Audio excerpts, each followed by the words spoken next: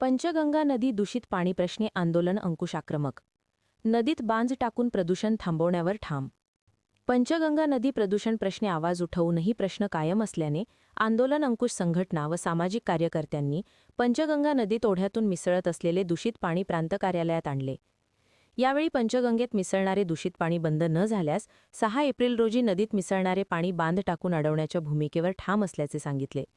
प्रांताधिकारी दीपक शिंदे यांनी प्रदूषण नियंत्रण मंडळाच्या अधिकाऱ्यांशी संपर्क साधून सूचना केल्या. या पार्श्वभूमीवर सोमवारी 6 एप्रिल रोजी दुपारी 2 वाजता प्रांत कार्यालयात व्यापक बैठक घेण्याचा निर्णय यावेळी घेण्यात आला. पंचगंगा प्रदूषण प्रश्नी आंदोलन अंकुश संघटनेने प्रांताधिकारी दीपक शिंदे यांची यापूर्वी भेट घेऊन तातडीने प्रश्न न सुटल्यास आंदोलन छेडण्याचा इशारा दिला होता. यावेळी प्रांताधिकाऱ्यांनी दूषित पाणी ओढ्यात सोडणाऱ्यांवर कडक कारवाईचा इशारा दिला होता. मात्र तरीही दूषित पाणी पंचगंगा नदीत मिसळत असल्याने कार्यकर्त्यांनी संताप व्यक्त केला. यावेळी धनाजी चुडमुंगे, दीपक पाटील, नागेश काळे, विश्वास बालीघाटे, अविनाश पाटील, प्रभाकर बंडगर यांच्यासह पदाधिकारी कार्यकर्ते उपस्थित होते. दरम्यान आंदोलन अंकुशच्या पदाधिकाऱ्यांनी महापौर उदय धातुंडे आणि आयुक्त पल्लवी पाटील यांची भेट घेऊन प्रश्न मांडला व आंदोलन करण्याच्या भूमिकेवर ठाम असल्याचा इशारा दिला.